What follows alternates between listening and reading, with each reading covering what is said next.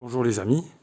Alors je suis en train actuellement d'installer la VMC double flux que j'ai mis là-haut donc dans les combles perdus.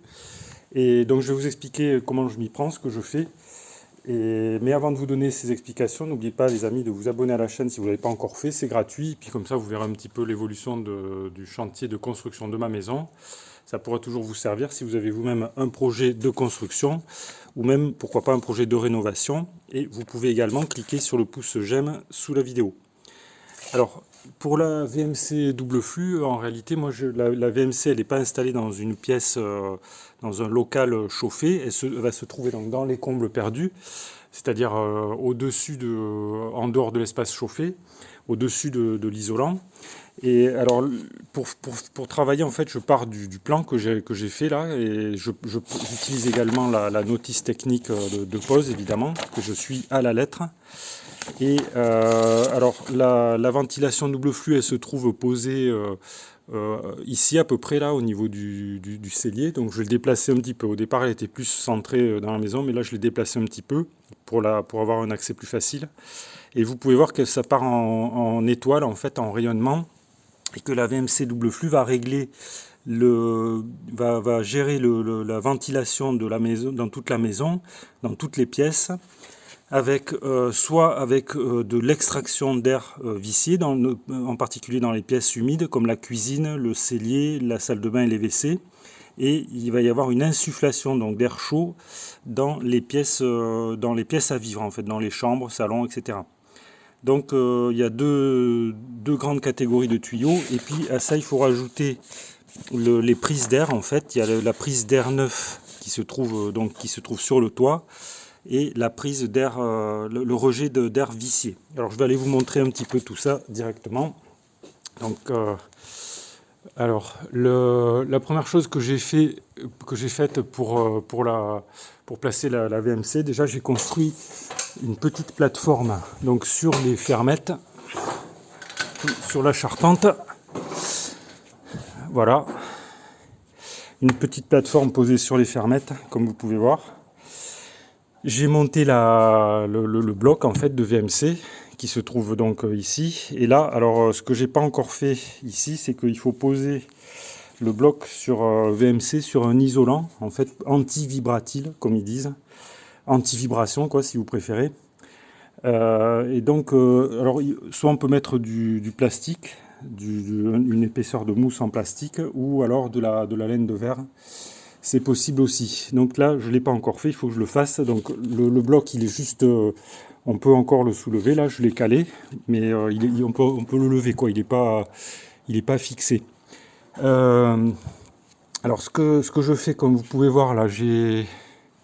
Sur le dessus du bloc, là, j'ai inscrit à quoi correspondent chaque bouche. Et vous voyez que là, pour l'instant, j'ai mis deux catégories de tubes. Alors il y a des tubes comme ça en PVC souple.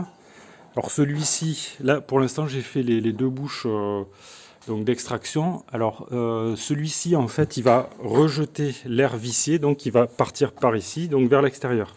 Et par conséquent, comme vous pouvez voir, ce tube n'est pas isolé en fait, ça sert à rien puisque l'air va partir vers l'extérieur, et donc c'est pas la peine de l'isoler. Alors il va partir vers l'extérieur dans une tuile à douille qu'on ne voit pas là, qui se trouve juste derrière la charpente.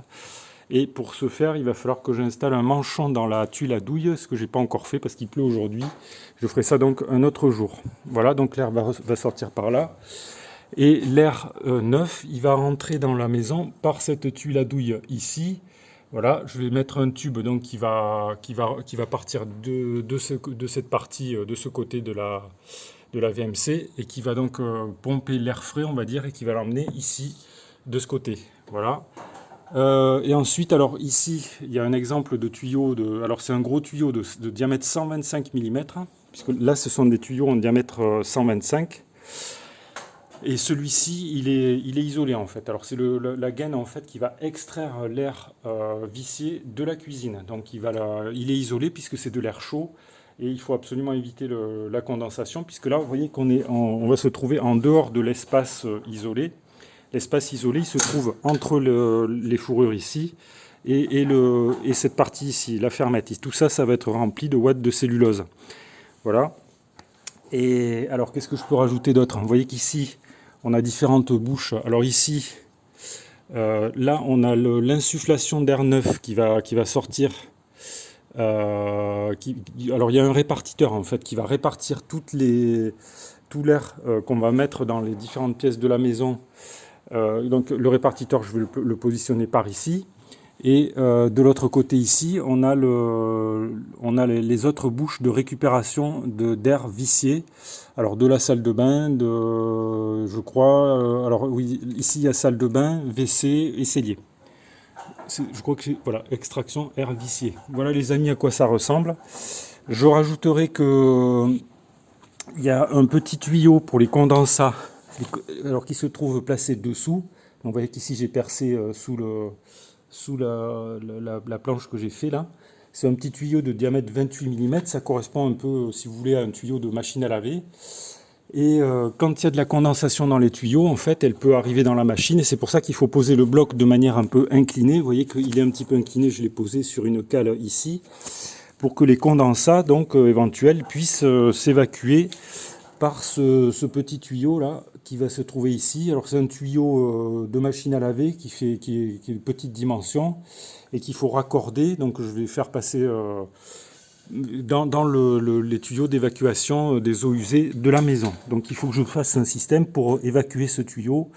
Alors peut-être dans la cloison là ou peut-être le long du mur, je ne sais pas encore, je verrai selon la configuration. Voilà, alors après ce qui reste à faire, vous voyez que j'ai toutes les gaines à tirer. Les gaines, elles mesurent 6 mètres de long, mais on peut faire des raccords sur ces différentes gaines. Il y a des petits manchons là, en zinc là, ou en acier. Et voilà. Alors, et après, qu'est-ce qu'il restera à faire? Il restera la partie électrique, c'est-à-dire qu'ici on a le coffret de connexion. Donc il faut que je tire une gaine qui va aller jusqu'au tableau. Et voilà, après il faut faire la connexion et une fois qu'il y a l'électricité, le système fonctionne. Et puis il faut évidemment raccorder toutes les bouches d'extraction une fois que le faux plafond sera posé. Vous voyez qu'on ne peut pas faire le faux plafond à n'importe quel moment. Il vaut mieux quand même préparer tout le réseau de gaines avant de faire son faux plafond. Le réseau de gaines, et je rajouterai également tout ce qui concerne l'électricité évidemment. Sinon après c'est très compliqué quoi. Voilà les amis ce que je pouvais vous dire. Donc si ça vous a intéressé, vous pouvez cliquer sur le pouce j'aime. Vous pouvez également vous abonner si vous ne l'avez pas encore fait, c'est gratuit. Et je vous remercie pour votre attention et je vous dis à bientôt pour de nouvelles vidéos.